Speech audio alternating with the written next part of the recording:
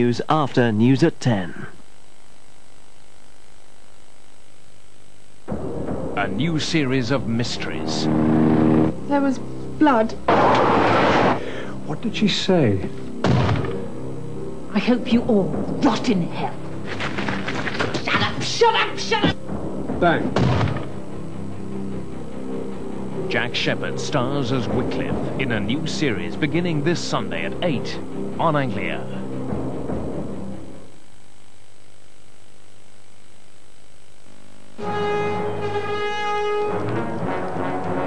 My liege, all they have left to eat is cereal. Then victory will soon be mine. Because Kellogg's Fruit and Fiber has so many mouth-wateringly delicious combinations, you'll never tire of the taste. They're surrendering! Bonjour. Avez-vous borrow some milk? Kellogg's Fruit and Fiber, you'll never tire of the taste.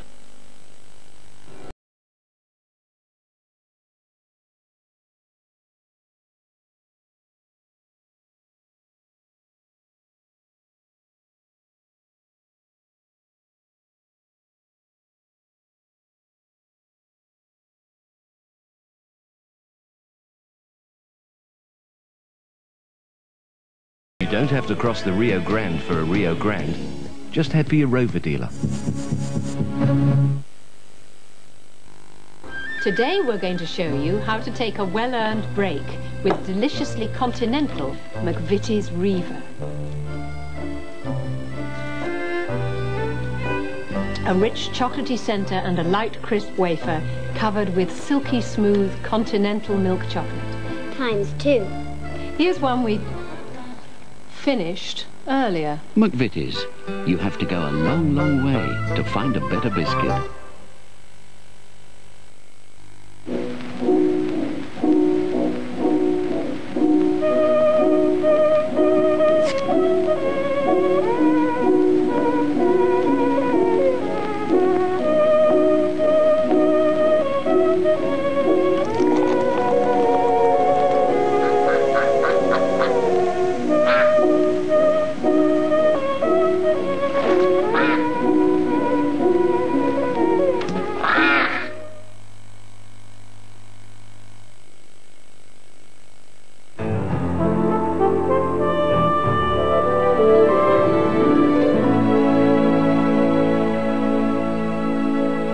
You're watching Anglia Television. Now the main evening news read by Julia Somerville. It's 10 o'clock.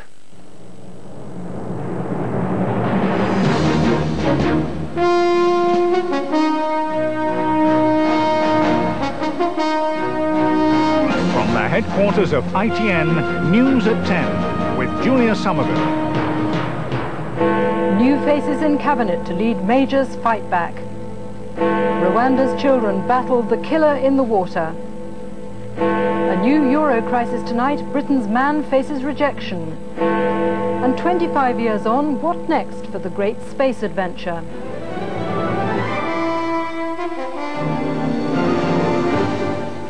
Good evening. The Prime Minister has tonight put the finishing touches to the government team he hopes will win him the next general election. He's dropped 4 of his old cabinet, moved others to new positions and brought in new blood. His selection as party chairman was the relatively unknown former Armed Forces Minister Jeremy Hanley, who also gets a place in the cabinet. His job is to restore the Conservative Party's morale and fortunes. And David Hunt, former Employment Secretary, is put in charge of the Citizens' Charter, but effectively becomes Mr Major's right-hand man and Chief of Staff. The 4 out of the cabinet are John Patton, whose job as Education Secretary has gone to Gillian Shepherd; Peter Brook, replaced by Stephen Dorrell as National Heritage Secretary; John McGregor, whose old job as Transport Secretary goes to Dr Brian Mawhinney; and Lord Wakeham, who's succeeded as Lord Privy Seal and Leader of the Lords by Viscount Cranbourne.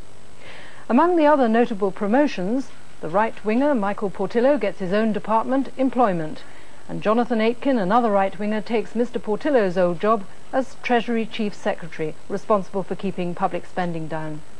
Well, over now to Westminster and our political editor, Michael Brunson. Julia, it's one of the ironies of reshuffle days that you never actually see very much of the person, the Prime Minister, who causes all the upheaval. Well, tonight, in fact, John Major is in Downing Street, and no doubt he's confident that he's done something which will lift the fortunes of the Tory party, which is at present, some 20-25 points behind in the opinion polls. Now, of course, a lot of the big names today have stayed put, but for many in the cabinet and in the middle and junior ranks, it's been a case of one job in the morning and another job in the afternoon. Gillian Shepherd, for example, she got a hug at the front door of her new ministry, Education, from the number 2, Lady Blatch, herself about to leave for a new job at the Home Office. Inside the atrium, a getting-to-know wave to the staff and some smiles back. Over at Health, a last few minutes with his private office staff and the ministerial boxes for the number 2, Brian McWhinney. He's now going to be number 1 at Transport. And some thanks for those who've been working for him. You know what, folks? Last health box. Thank you. Just to say thank you very much indeed. You really have been superb. Much appreciated. And I'll see you again soon. Okay? Bye. Bye. Okay. It's worth remembering, though, that the real cabinet heavyweights are staying put. No change in the top 3 senior cabinet posts, with the Chancellor Kenneth Clarke, the Foreign Secretary Douglas Hurd, and Michael Howard, the Home Secretary, not moving. Nor is Virginia Bottomley leaving Health, rather against her will, I hear, and Michael Heseltine is staying at Trade and Industry. Unfinished business for him, the report on Lord Archer. For Lord Archer himself, nothing today. The job Lord Archer really wanted, party chairman, goes to the relatively unknown Jeremy Hanley, a Minister of Defence, formerly at the Northern Ireland Office, greeted today by the outgoing chairman, plainly picked for his ability to perform well on television, untried as yet in the real heat of campaigning battle. This is where the action is, and this is where it's going to be for the next 2 or 3 years. One man apparently untroubled by heat or battles this morning and much more interested in his geraniums, David Hunt. His move later from employment to the Citizens' Charter Ministry looked like a demotion, until it became clear that he's taking over some important responsibilities in Downing Street as well, the nearest thing that there's ever been there to a Chief of Staff. I shall be given the responsibility of being right at the heart of government, making sure the machinery of government, particularly key cabinet committees, that machinery of government works and works well. For some, of course, tonight means the end. Peter Brook's departure from Heritage, not much of a surprise. John McGregor and Lord Wakeham ending long ministerial careers. John Patton's cut short after too many gaffes. For some, clear promotion. The right pleased at Michael Portillo's move to employment, the chance to prove himself in his own ministry for the first time. And some, though not all of the right, happy that Jonathan Aitken, who's right-ish, is stepping across Whitehall from Defence to the Treasury, where, as Chief Secretary, they'll expect him to clamp down hard on public spending. Hello. Hello, sir. Welcome to Matt. I'm Very nice Joe to meet you. And the length of Whitehall, new ministers being welcomed to new ministries. Here, William Waldegrave, who's held on to a cabinet job with his move to agriculture.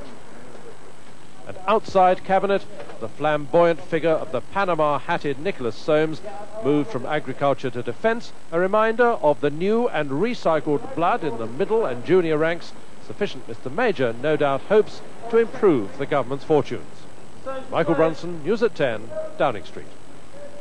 Jeremy Hanley, the new Conservative Party chairman, agreed this evening that his job would be a bed of nails, but said he would relish it. So, who is Mr. Hanley? He's the son of show business parents and brother of the actress Jenny Hanley. He trained as an accountant and he plays chess. Our political correspondent Hugh Pym has been finding out more. The party starts here. For Jeremy Hanley tonight, every reason to celebrate. Elevated from middle-ranking minister to the cabinet and the party chairmanship. But the glow will soon wear off. However warm the welcome at central office, he knows the Tories' position in the polls could hardly be worse. It can only go up, and that's exactly what I'm here to do. And I'm looking forward with the very talented team that I've got in central office in making sure that our fortunes improve in the coming months and years. I know they will.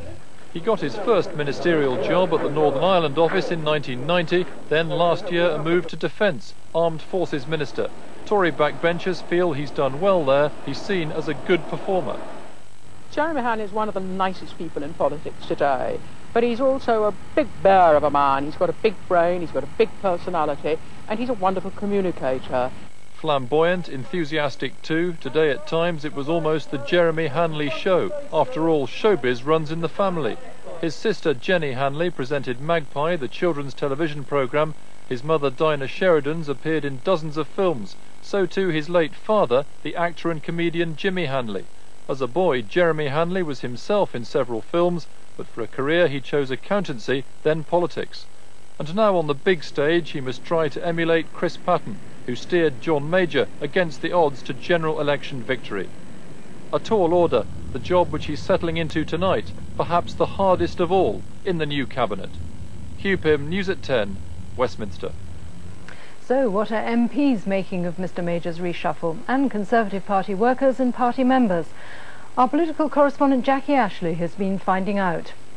As Tory MPs digested the new appointments over a drink tonight, the reaction was generally favourable.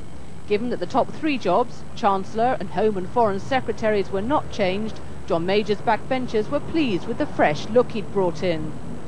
I think a lot of people have got egg on the face because they've been saying for a long time that John Major was not decisive enough. Well, you just look at what he's achieved here.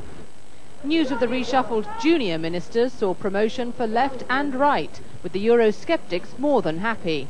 There are a number of strands of opinion in the Tory party, and I'm pleased that my strand, which is the right wing, has been recognised by the Prime Minister and has been strengthened by him. But pro-Europeans were not complaining. We are seeing at long last, hopefully, the last throes of the splits that we've seen in the party.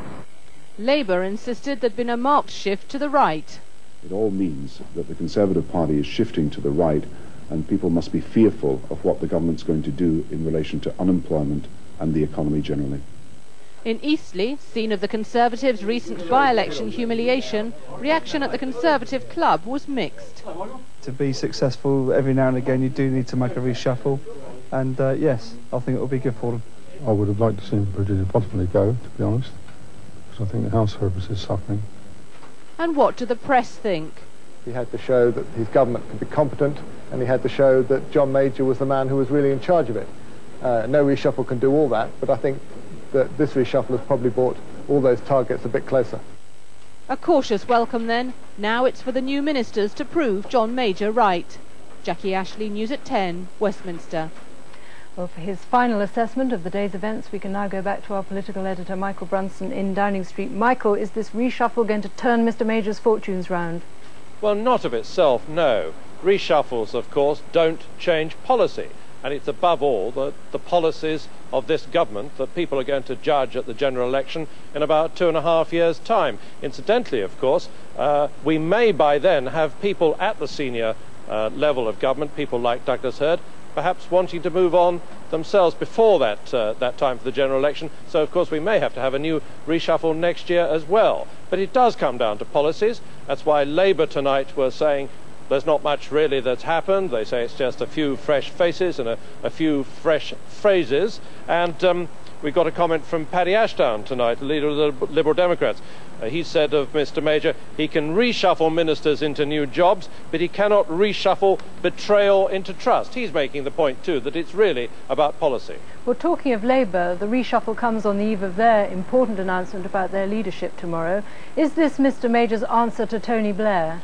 Well, certainly the Conservatives generally know that they've got a real fight on their hands with Tony Blair to lead the Labour Party. I think underlining that is not only the appointment of Jeremy Hanley to central office, but Michael Dobbs, the popular novelist, not an MP, as being one of the deputy chairmen, backed up by one of the MPs, John Maples, who lost his seat at the last election, also a great communicator. There's definitely an emphasis on getting the Tory message across if they can. Michael Brunson, thank you.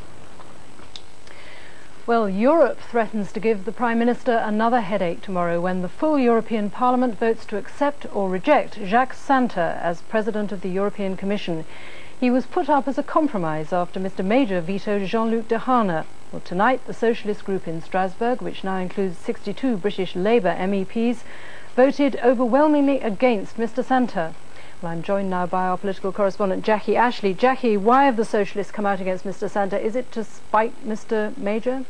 Well, there's certainly an element of that, Julia.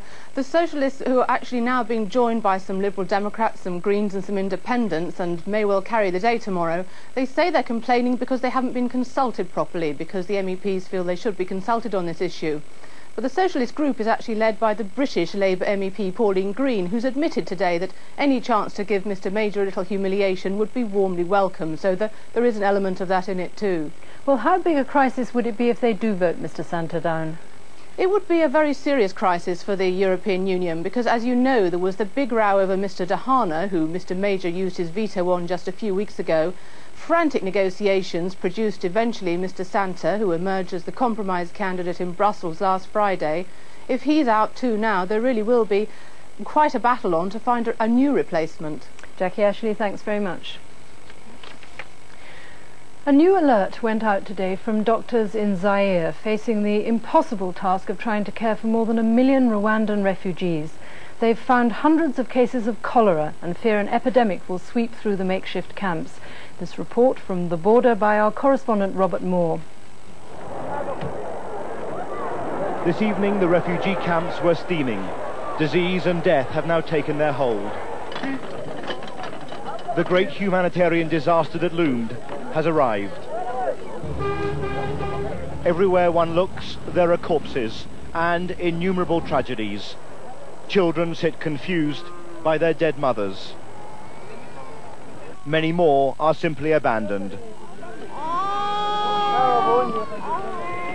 A medical tent so completely overwhelmed is the only sign in this camp of Western help.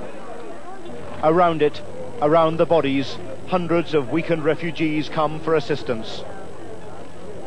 What has happened here is simple: a cholera epidemic sweeping through the refugees, destroying the youngest, the most vulnerable. We didn't have to look far to see why disease is now so rampant.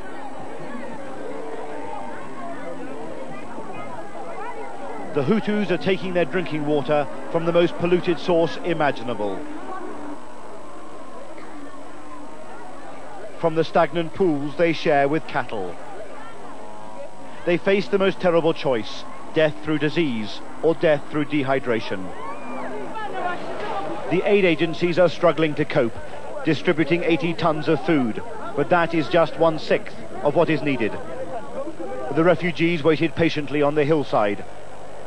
But how desperate the need, how the hunger is setting in, was evident from those scavenging, burrowing for the individual grains of rice spilt from the sacks. We watched as refugees collapsed within sight of the food aid.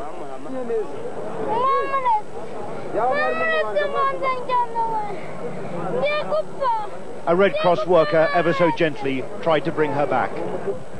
Others were taken to a British truck driver with the Red Cross, Brian Fogarty, who squeezed glucose into the mouth of a child. One man's effort to save the life of a single Rwandan refugee. The scenes around us could not be more bleak or more desperate, and all the aid workers here, and there are tragically few of those, concede it will get worse, much worse, in the coming days and weeks. Above all, cholera threatens to ravage a people already exhausted after their astonishing exodus. With extra flights coming in, the aid agencies are promising a new push to save many of the 1 million refugees here. The aid planes can be heard overhead as they bury the dead. A bitter irony to the families watching over these mass graves. Robert Moore, News at 10, in the Kibumba camp, Zaire. Still to come on News at 10, today's new ruling on using aborted fetuses to help infertile women. Another rail strike, bad for passengers, now it's going to get worse. And one man who landed on the moon asks what happened to the space race. An eerie apathy now seems to afflict the very generations who witnessed and were inspired by those events.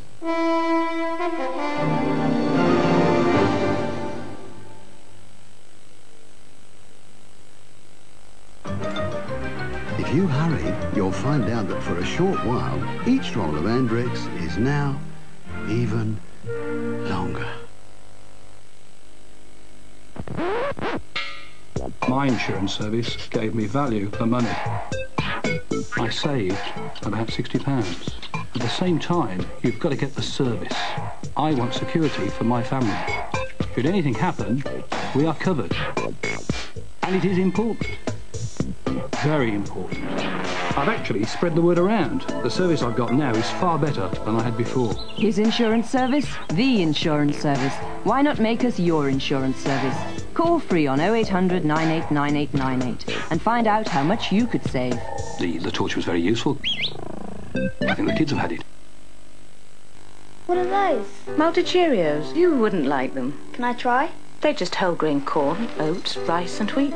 Not too sweet. You wouldn't like them. Please? Okay.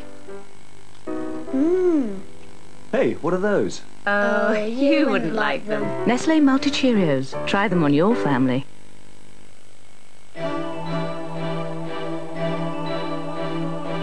Since launching the first mobile phone service for business customers, Vodafone has continued to stay one step ahead. Hot on the heels of this service came Vodafone Local, a service for people who only make a low number of calls. And while other networks were dragging their feet, Vodafone stole another march with Metro Digital, the only digital service with both national coverage and affordable phones. Plus the option of half-price calls to anywhere in the UK from the urban area of your choice. And further afield, subscribers can use their digital Vodaphones to make and receive calls in most of Europe and beyond.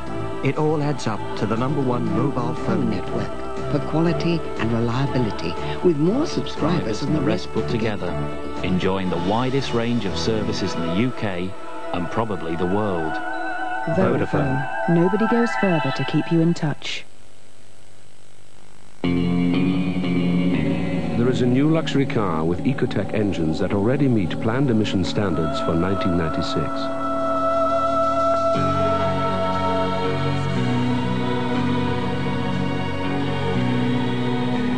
The Omega from Vauxhall. With nighttime pain, the usual 4-hour relief may not be enough to stop pain returning in the middle of the night. But now, you can have the all-night relief of new Anadin All Night, a unique nighttime pain reliever that works by controlled release. Just a single evening dose delivers all-night relief, so you can enjoy pain-free sleep and wake feeling refreshed. Anadin all night relief from pain.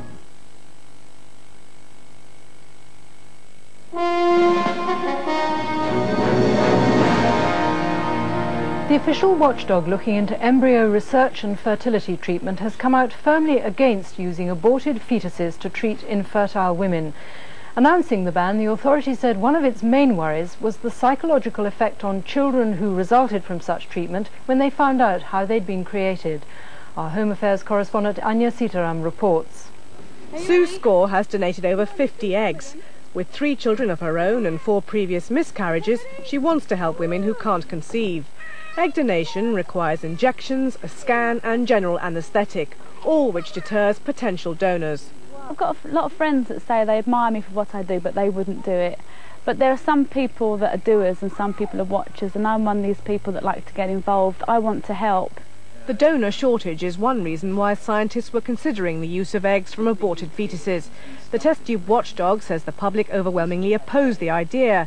But despite their objections, the authority says there are benefits in research. To use ovarian tissue in treatment is unacceptable. We think it would be dangerous to use fetal tissue because it could threaten the life of the woman that received the transfer. That's a good reason. There is a strong public opposition to it. That's a good reason. And we don't know the effects on the child born as a result. That's a good reason. If it's suitable to use ovaries for research, which might involve in creating human embryos, which could have potential life and be children, why is it so inherently objectionable in creating life for embryos to live?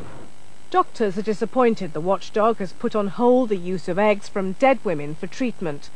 But with only a 12% success rate in test tube treatment, many childless women are pleased the door is open for research. It's research and it's going forward, and I think that, you know, if we hadn't done research in the last 15 years, we wouldn't be any further advanced. In the autumn, Dame Jill Knight's amendment banning the use of ovarian tissue in fertility treatment is expected to become law. But the authority revealed today that advances are taking place, making it easier for women to give eggs, reducing the need for fetal tissue in the first place. Anya Sitharam, News at 10, Central London. A powerful committee of MPs has condemned the government's handling of the Pergau Dam affair. The All-Party Foreign Affairs Select Committee said rules outlawing any link between defence sales and aid for the Malaysian dam had been broken. They also criticised the way expenditure on the dam project was allowed to escalate.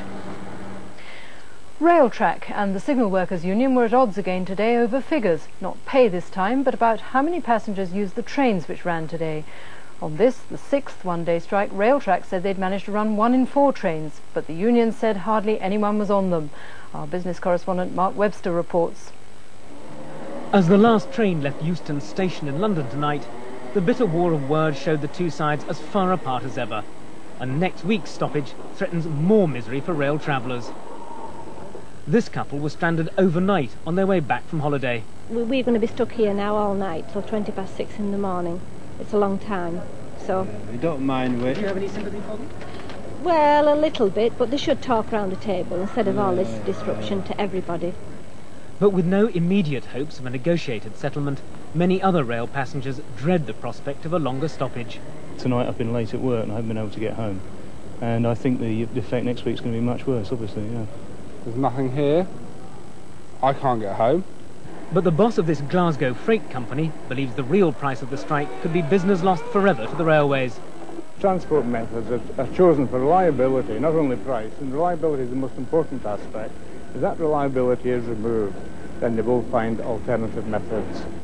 And if, as seems probable, next week's stoppage will escalate to 48 hours, the worry is that the long-term victim of this whole dispute could be the railway network itself. Mark Webster, News at 10, Euston Station. It was 25 years ago tonight that Neil Armstrong took that one small step for man, one giant leap for mankind. Man's first trip to the moon was an event which captured the imagination of the world. Rather more recently, just over an hour ago in fact, the biggest piece of the comet Shoemaker-Levy 9 hit Jupiter. That appears to have captured the imagination of astronomers, but not many other people. So why has the world lost interest in space? A special report from our science editor Lawrence McGinty. Tonight, thousands of astronomers are watching Jupiter. A quarter of a century ago, Patrick Moore was using this same telescope to map the moon. And billions were watching the two men on its surface. Liftoff. We have a liftoff. 32 minutes past the hour. Liftoff on Apollo 11. A few hours from now, 25 years ago, and almost out of fuel, the two men landed on the moon. Neil Armstrong and then Buzz Aldrin took that giant leap for mankind. An adventure so exceptional it transcends its modern fate as chit-chat on the cocktail circuit. An eerie apathy now seems to afflict the very generations who witnessed and were inspired by those events. The past quarter century has seen a withered capacity for wonder. Aldrin wants to go to Mars, but now even astronauts have to watch the pennies. We have the kind of technology to do what we call telepresence. That is to say, we have robots on the moon, not to replace men, but to extend our capabilities where we stay on the ground. Our head is on the moon and our feet are on the ground, you could say. In the 60s, NASA could spend billions of taxpayers' dollars. Economic and political realities have changed. For instance, a private company now plans a robot buggy on the moon, driven by paying customers from a theme park on Earth. The moment Neil Armstrong stepped onto the lunar surface was born of its age, nurtured by the Cold War, and is now just a memory. Apollo can't be repeated, and none of the ambitious space explorations now being planned is likely to rekindle the spirit of the Apollo age, until perhaps mankind can afford to go to Mars. That's not going to happen. Instead, a $17 billion space station assembled by 5 agencies. Europe will build a space laboratory, as will Japan. Canada will provide a sophisticated robot arm. The main backbone and solar panels of the station will come from NASA, which will also have its own laboratory module. Russia will supply a modified version of its existing space station. Not enough for illustrator David Hardy. He's one of 3,000 enthusiasts with a ticket to the moon issued by a reputable travel agent years ago. And I think I'm just probably getting a little bit old now for space travel in its present stage of development, but if I was maybe 10 or 20 years younger, then I would still think I've got a good chance of going. This afternoon, the President and Vice President of the United States honoured the 3 men who did go and were Apollo 11.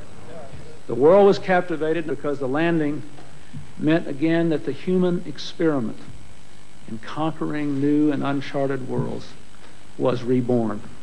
What the astronauts fear is that spirit of human experiment is no longer. And that's the end of News at 10 from all of us here. Good night.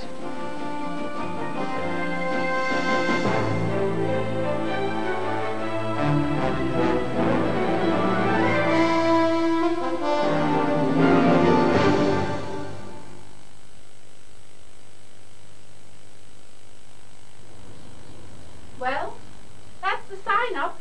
Yeah, the sign for Dad's neighbours to throw a street party. They heard that when you left. Don't bicker. Moving house is painful enough. Yeah, painful for Dad. He's been in the house so long, I hear you have to treat him for woodworm. Yes, well, Abbey National's home movers deal will soften the blow a bit. What's that when it's at home? I'll tell you what it is, matey. Unlike some places, Abbey decided it might actually be quite nice to offer an incentive for staying with them when you move house. Now shut up and hold this. Yes, well, what it does mean is that we could move to that cottage near you. You could pop in whenever you like for coffee or dinner or anything. Your father'd like that, wouldn't you, dear?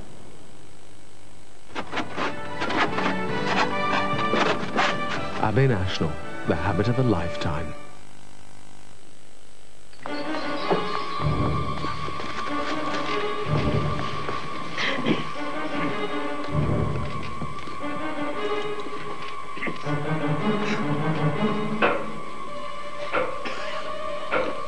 Excuse me. Sorry. Sorry.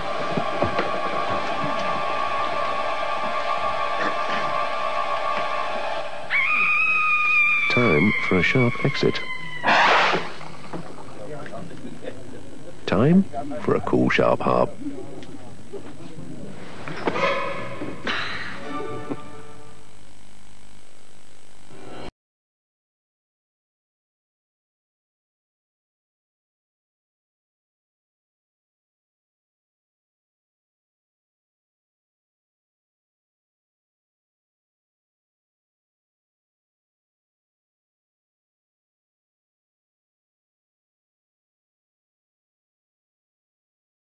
Don't have to cross the Rio Grande for a Rio Grande. Just head for your Rover dealer. Can I help you? Yes. I'd like to see the manager.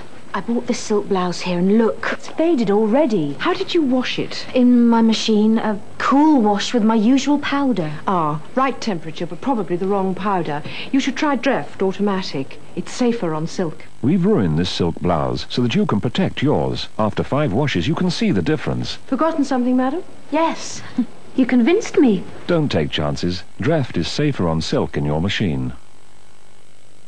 If you suffer from indigestion, Take many Rapis. In 4 fruity flavours. They work, you know, that's the thing that I like. It's tangy, it's fast, it's Rennie Rapis. Look, you get lambscale, right? In your kettle. It's disgusting, all scratchy, scraping, and cloggy upping. And you're waiting for the kettle to boil? You know what you want. You super fast dolls, that's what. It's so fast, right? It gets to work in seconds. It's really fast, right? And it goes, meow, and it bashes all the limescale. And what do you get? Clean kettle. Look at that, all sparkly, shiny. It's lovely, isn't it? Hey, I'll tell you what, this super fast dolls, right? It's so fast, I can't. It's so fast, Steve. New super fast dolls. It's too fast for words. It really is, you know. More than a theme park, it's a whole new experience. Pleasurewood Hills. New, great value family tickets. Where else but Pleasurewood Hills Theme Park, just off the A12 between Great Yarmouth and Lowestoft. In just a moment, the Anglia news. Then at 10:40, the continuation of tonight's episode of Message from Nam. First, the national weather forecast with Alex Hill.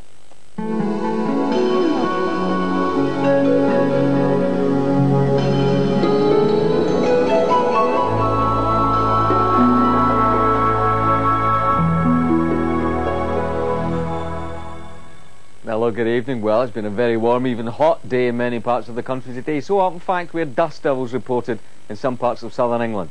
And it's central, southern and eastern England will see the best of the weather tomorrow. Some slow changes taking place in the northwest, all associated with this wriggling, rather weak front. And as it comes across, you'll find the cooler weather making tortuous progress in across Scotland and Northern Ireland as we go through tonight and through tomorrow. But the south and central parts, once again, very warm indeed. Once any early morning mist or fog has cleared away, fine, warm and sunny day. Probably the best of the sunshine, central and southern parts. Patches of low cloud lingering near the coast. Out to the north we'll have the remnants of that front wriggling up through parts of Northern Ireland and through central Scotland. Quite bright out to the west here, and that brighter weather will be working its way across much of Scotland. The rain pushing away. As it does, she'll be turning a little bit showery. The odd heavier shower is still possible, perhaps even a little rain in the very far northwest of England by the end of the day. Temperatures in the south at least as warm as today, nudging into the 80s in the odd spot, cooler near the coast, and things turning cooler in the northwest as that front comes across. Sponsored by PowerGen, a partner in Kinetica Natural Gas. When a man is killed by burglars, the only witness to the crime is his wife. But how can a blind woman convince the police that they've arrested the wrong man? Victoria Principal stars at 11:30. Now, tonight's East and West Anglia News.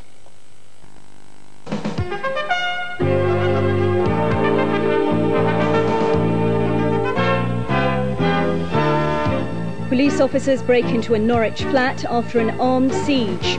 From the class of 54, the schoolgirl heading right to the top, and the Ipswich man on his way to meet the father he never knew.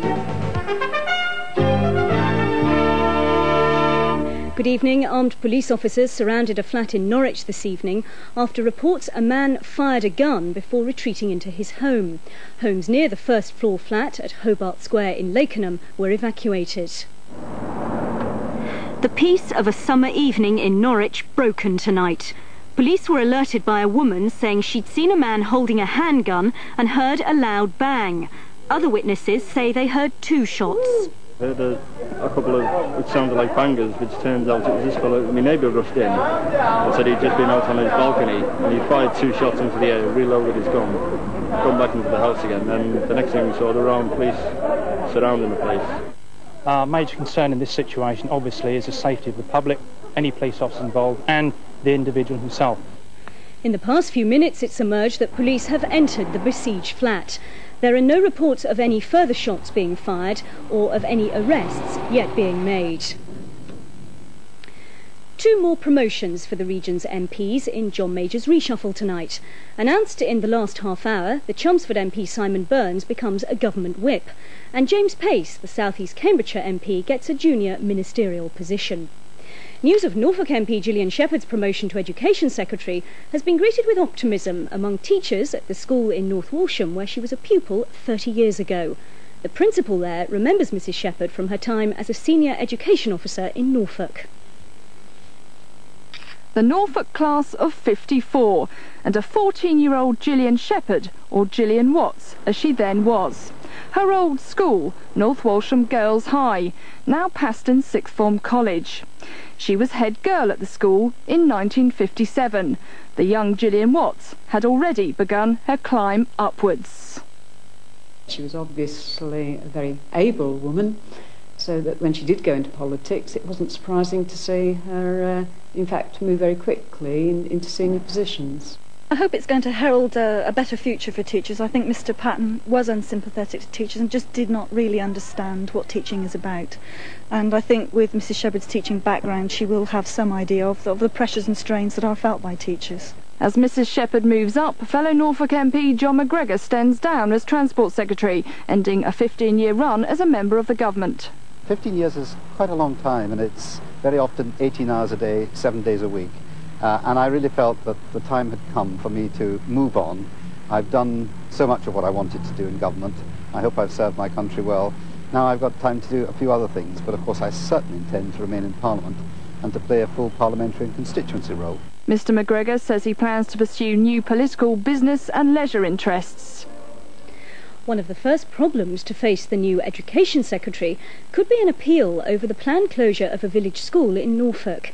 County councillors today decided to shut the school at Honingham near Dereham. Despite protests at County Hall from parents and pupils, Norfolk Education Committee voted to close the school next summer. The school has fewer than 30 pupils. The council says it's not viable to keep it open. Police say they're now conducting a murder inquiry into the death of a 5-year-old boy in a house fire at Basildon at the weekend. Traces of a flammable liquid have been found inside the house. A man and a woman have been arrested. Flowers line the pavement outside the house in Basildon where 5-year-old Sean Hogg died at the weekend. Today police said they strongly suspected the building was deliberately set alight. It's thought scientists found traces of a flammable liquid in the hallway area. It certainly indicates that it's likely that the cause of the fire was a deliberate starting, and we know a little boy died as a result of that fire. Is this a case of murder? Well, we have a little boy died and we must look at it as being a murder investigation.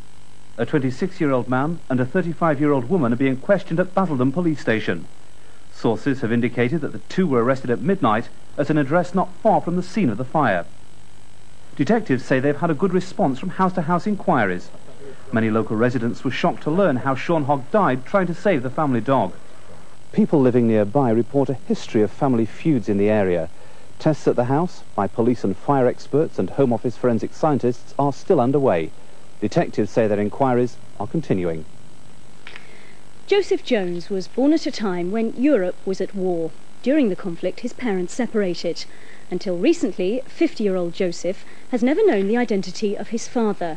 Now, 50 years on, he's setting off from his home in Ipswich on Saturday to meet his Polish father in Warsaw. For Joseph Jones, the weekend can't come soon enough. He will be meeting the father he never knew he had until 2 years ago. It was not until his mother lay dying from cancer that Joseph began to discover a family torn apart by war. His mother was a German-born Polish national. She'd lived through the horrors of Nazi occupation in her hometown of Gliwice, then the invasion by the Russians. She escaped and as a refugee met Joseph's father in a transit camp in Italy, but circumstances forced them apart, and Irmgard Paulina Gunther found herself being shipped to Scotland, where Joseph was born in a Polish military hospital. With the help of the Red Cross, his father has now been traced. This weekend he'll see him for the first time. I'm really speechless sometimes, but just to tell him I love him, the gap of nearly 50 years just doesn't exist. Joseph and his family fly to Warsaw on Saturday. Finally tonight, with rail services in the region paralysed again by strike action today, 6 commuters from Essex found a novel way of getting to work. The businessmen beat the disruption on the trains by cycling from Whittam to London on tandems. One even took along his bagpipes to provide a musical accompaniment for the 3-hour journey.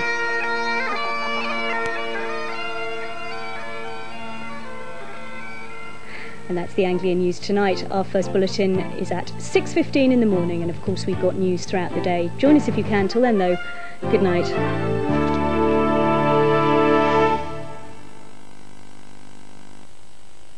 Now the Anglia weather forecast. The night will be dry with long clear periods, though some patchy mist may form in places. Tomorrow early mist and low cloud will soon clear to give a hot and mostly sunny day. On Friday, high pressure will keep most places dry and there'll again be long sunny periods.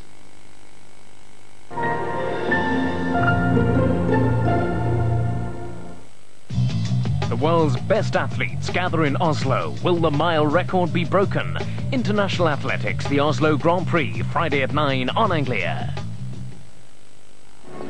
Tragedy strikes close to home for Dr. Quinn. Nothing, he just all of a sudden he couldn't see. It's a race against time. Urgent. Child with brain injury. Condition critical. Jane Seymour is Dr. Quinn, Sunday at 6:30. You're watching Anglia Television.